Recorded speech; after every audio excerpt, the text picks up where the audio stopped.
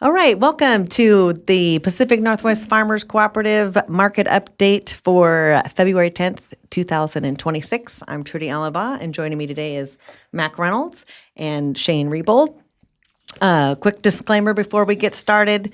The views and the opinions of this program are of the hosts and are for informational purposes only, and there is substantial risk in trading futures and options, which should be carefully considered prior to trading. That being said, we'll jump right into it with today's USDA WASDE report. I guess I'll start with a quick overview, and by quick overview, that's about what it was. I mean, it really was a pretty benign report. Same old song, same dance. Only a couple of highlights were corn exports were increased by 100 million bushels. One thing that I thought was interesting about that was January's report had so many fireworks in it on everything that we didn't think was going to be there. More planted acres, more production, but they didn't increase exports to some of these levels. And so this was really already something that was expected to be in last month's report. So really look at it like a big snoozer. I mean, anytime you increase exports by 100 million bushels and it does nothing to the market, we'd already factored that in there. So, but it was good to see that the USDA caught that up with the whole marketplace thinking it should have been there.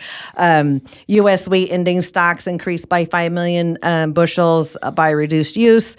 And, just a quick breakdown by class because I like to do that. Really, the adjustments were less use in hardwood spring by 5 million, less use in soft white by 1 million, and increase in durum by 1 million. So really kind of just moving the deck chairs a little bit and a little bit of increased stocks globally, slight reduction in wheat stocks. So anything else to add to the U.S., I guess, soybeans? Oh, let's see. Did they do any adjustment? Yeah, unchanged in all U.S. soybeans. I think there might have been a little bit of moving around in global consumption. But yeah, so that being said, since the crop report is overview is over now, we're going to put Mac on the hot seat since he's here for the Pulse department, and we've all been anxiously awaiting to get him in this room. And so I'll let him just kind of start off with a quick Pulse update. Yeah, well, I see how it is, Trudi. We've got a pretty snoozer of a day, so I get invited in. Appreciate that.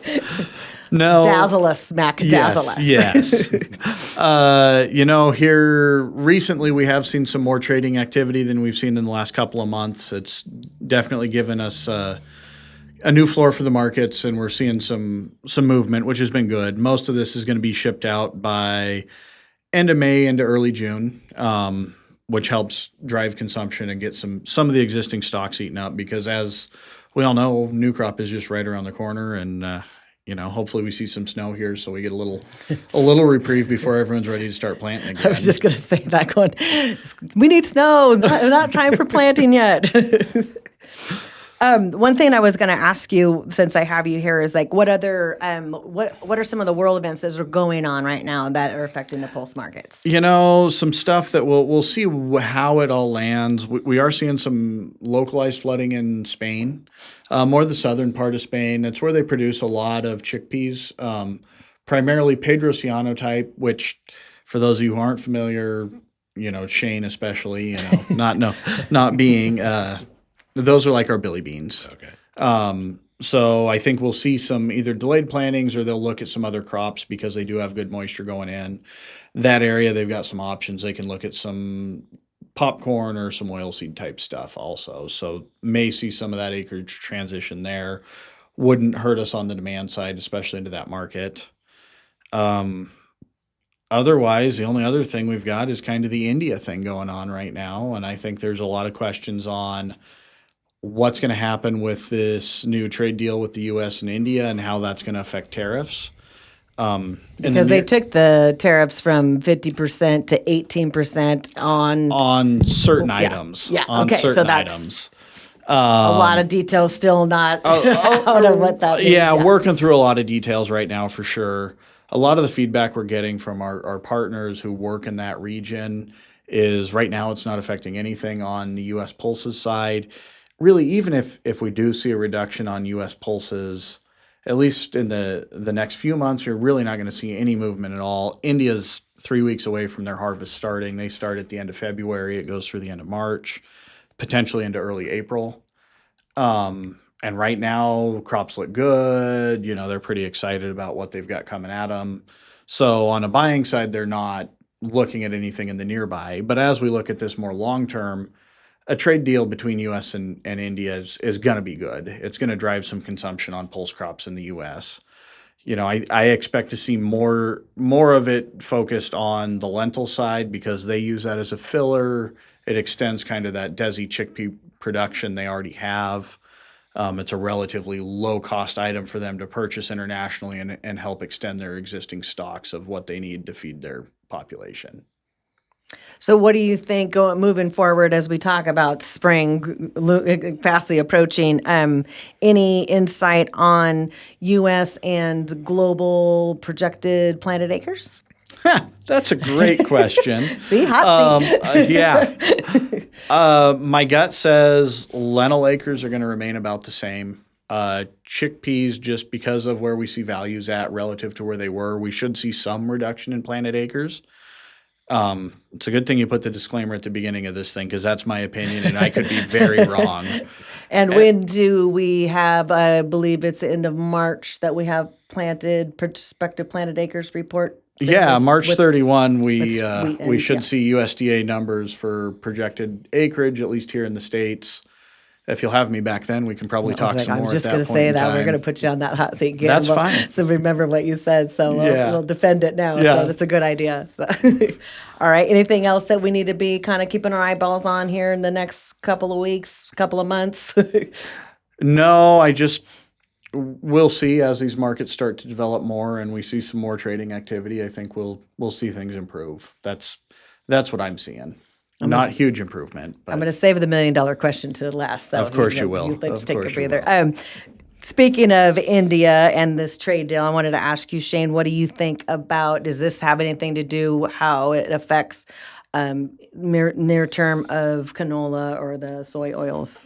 I think soy oil might have a bit better of a chance of getting into that market. U.S. canola doesn't really flow that way. Back in August of 25, India opened up into imports of canola, and most of it was filled by UAE for just 6,000 tons. So Malaysian palm oil is the main cooking oil in that area, and it's right in their backyard. So it might be a bit of a tough market to fit into, but if somebody that wasn't able to get into that market with Malaysian palm oil could, since all these oils are interchangeable, could open up some other markets readily available that were being seized by somebody else. I've seen lately that we've seen a little bump in the canola price. Why don't you give us a little update and let us know what's going on there? Don't look at it. Yeah, we finally got back to some levels of the pre-dip that we did back from November of last year. A lot of traders are pushing, let's get some sales on the books if you got some old crop. One guy put it perfectly, if you've sold 80% of your crop, you have a completely different strategy than if you've only sold 40% of your crop. If you've sold 80%, you've got a little bit more time. Let's work something, see what seedings, like we talked at the grower meeting, that's pre-seeding rally comes to us here in the next month or two. As like Mac said, it's my opinion. Yeah. Don't take it for granted. Let's, if you're 40%, let's get a sale on the book. We're going to hit the high here today. 1975 is where we're going to be this afternoon for canola. It's the highest we've seen for old crop canola in a long time. So. And new crop values are coming up. So that kind of the same thing. You're starting to see this pre-planting maybe surge or something, trying to get some acres planted? Or do you what are your projections on planted acres? I think we'll see definitely planted acres increase year over year by probably, if I had to guess from the hip, 20%, just on current what we're seeing for seed orders.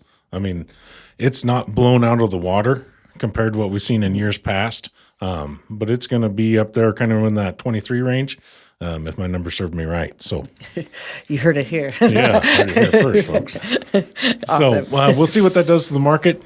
Guys were talking that crushers are running at capacity right now, and they're kind of busting at the seams with their stocks that they have on hand.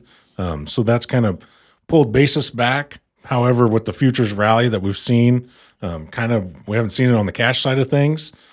Futures have been able to outweigh the basis loss. So we'll kind of see how that proceeds forward in the future. But yeah, new crop, definitely need to start looking at, throwing a layer or two, especially if you're an early harvester. I saw you talked at the grower meeting in January about the spread between the Canadian dollar and U.S. dollar. Where's that at right now? Has it been narrowing up, or is it still the same? It has gone up. Canadian dollar finally hit their 1-year high here in this last couple weeks. So definitely a positive note on that. So, I mean, hate to say it, weak U.S. dollar helps the Canadian dollar, but we are, that's part of our rally too, is all these things kind of converged into one to really help us out here these next couple months. Last thing I wanted to ask you about it, there's been a little bit of chatter in the marketplace continually about this 45Z biofuels tax credit. Any update on that? Yes. It was released, went through the Treasury Department and IRS, released their proposals for the program. The next step, I guess they'll have a public hearing in May of 26. So this year, here in a couple months. And then the last hurdle, I believe, if I understand it correctly, it's got to go through the EPA. With the One Big Beautiful Bill Act that came through, it changed how the calculations are done. So this is kind of mixing everything up. So everybody needs to approve it, and then we can start moving forward. So I would expect by latest this year, but hopefully fall this year, we have approval. So it sounds like things are continuing to move forward instead of kind of at a standstill as it was when the administration's changed, and a lot of that was up in the air. So at least it seems like with the big, beautiful bill and continuing to move forward, it could hopefully be something positive for the canola markets. Absolutely.